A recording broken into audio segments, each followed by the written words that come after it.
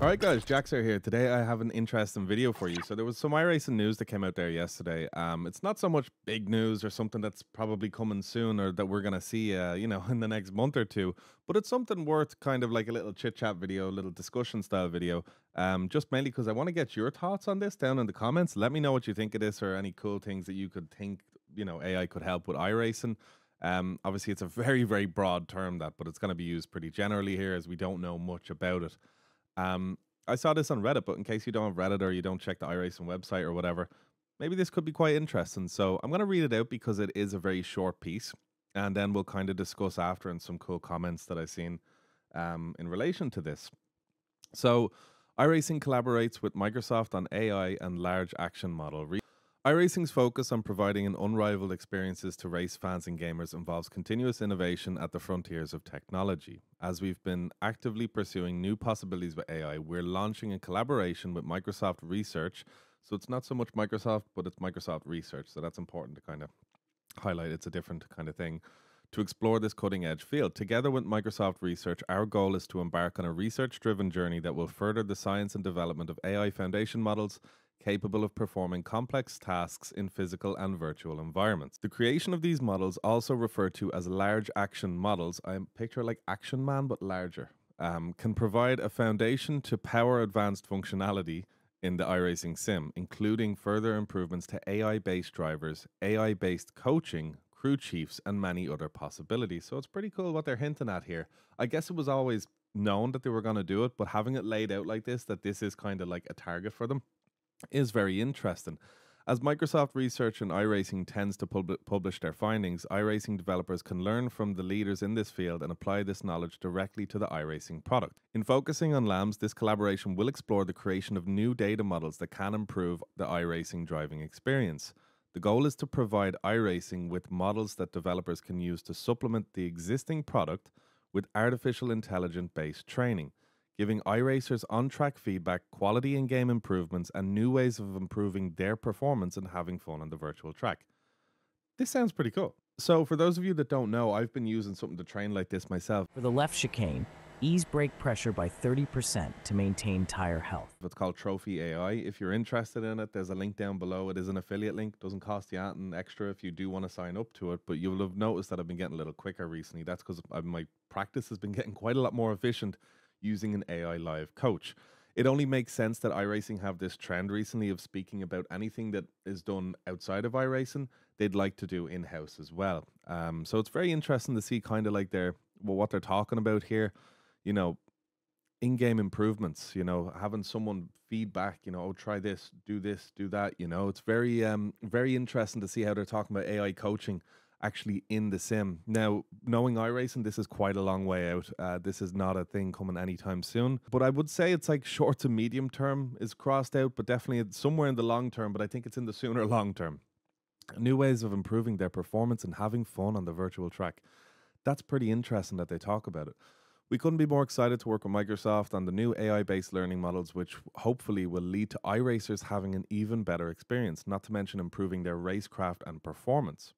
That's pretty interesting. They said our goal is to leverage the realism and quality of our existing product, build upon our market-leading existing single-player opponent AI, and learn from the collaboration with Microsoft Research to create new and improved features that will benefit all iRacers. So it's interesting that they're kind of getting on top of this now rather than kind of waiting for the ball to kind of roll and then having to chase it, So this one's interesting. They said this collaboration with iRacing will help advance our scientific knowledge and ability to build AI systems that span and connect between the physical and virtual worlds, said Peter Lee, president of Microsoft Research. It's about AI that understands how skilled people act and interact and collaborate and compete with each other in a potentially extreme situation. It's kind of cool, you know what I mean? Coming to iRacing to kind of just see, I guess from driving standards. I hope they set the bar. they manage their expectations on this one.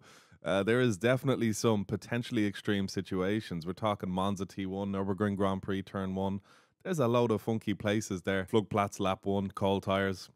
In addition to the combined team of world-class researchers, engineers, and scientists involved in this AI development, longtime IndyCar driver and mechanical engineer Oriol Servia, who has initiated this collaboration, will serve as a collaborator and domain expert. Servia ran more than 200 races in his IndyCar career, including 12 Indianapolis 500s, with the best finish of 4th in 2012.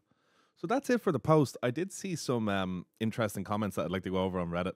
Now, bear in mind, we started on speculation basically from second one in this video, so just keep that in mind. But it's just interesting and fun to think about, you know what I mean? So if you came here for like hardcore news and physics and this is coming out at this date, you came to the wrong place. This video is a discussion, just chit chat. This guy said, I feel like AI in racing would make sense. I mean, imagine race control being advanced with it actually being able to tell if X person purposefully drove into Y person by inputs.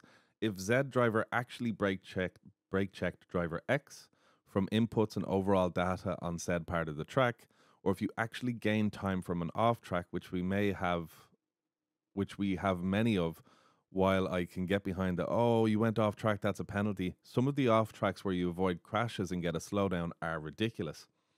Interesting, but a lot of food for thought in that one. This guy says, I want real-time engineering during practice and strategy during races. That sounds pretty cool. Imagine a pit wall that can suggest a quarter turn more wing or tell you to box for tires to fit into a span of clear track. That'd be pretty cool. And that's all there in the future. I do believe that stuff's there in the future because if you can think it, it'll probably happen. And if it's as practical as this, I don't see why not, you know. And if it's all done in-house in iRacing, you know, there's less kind of mediums for it to go through. You know, it's data from iRacing to you, you know, it's all in the one. So it's pretty interesting. I can't wait for real-time AI stewarding. 10-second penalty to Ocon. 30-second stop and go plus community service for saying fuck in the voice chat. I'd be down for that. Maybe I'd even turn on my voice chat for the first time. That's pretty funny, huh? Imagine that, getting a slowdown penalty for saying a bad word. That'd be pretty that'd be pretty funny, to be honest. Could you imagine that? Yeah, the most times I hear people swearing is when people actually are reporting people. They're like, I'm fucking reporting you. That's like an iRacing slogan, and it's like, now hold on a second. There's a bit of a slope there with your statement, you know. But yeah, so that's it, guys. Again, just a little chit chat video and kind of interesting stuff to think about. I thought it was a kind of interesting article myself, and it'd be very cool. It'd be very cool to see where this goes to, like in a year or two.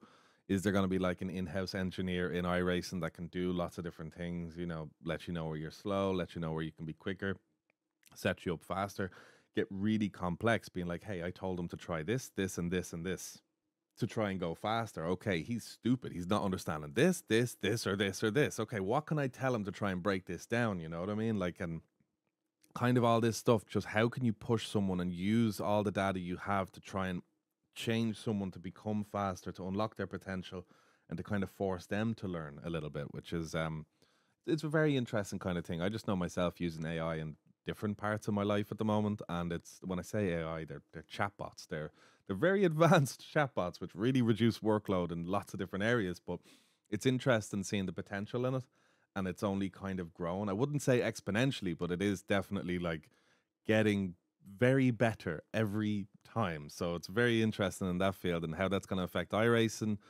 You know, that'll be super interesting. Maybe how like variation between tires, weather, track surfaces. I hope someone mentioned that on Reddit. I'm not going to steal that idea. I hope the development of the tracks and the creation of the tracks does stay handcrafted.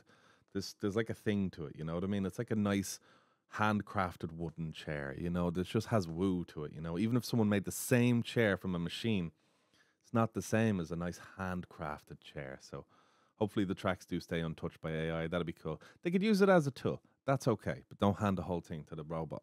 Not into that. All right, guys. So if you enjoyed the video, don't forget to go down there, give that like button a little uppercut, and then follow it up with a jab to the subscribe button. Hopefully I can see you around in the future. If not, I'll be seeing you. No. But anyway, I hope you enjoyed it, and I will see you in the next one.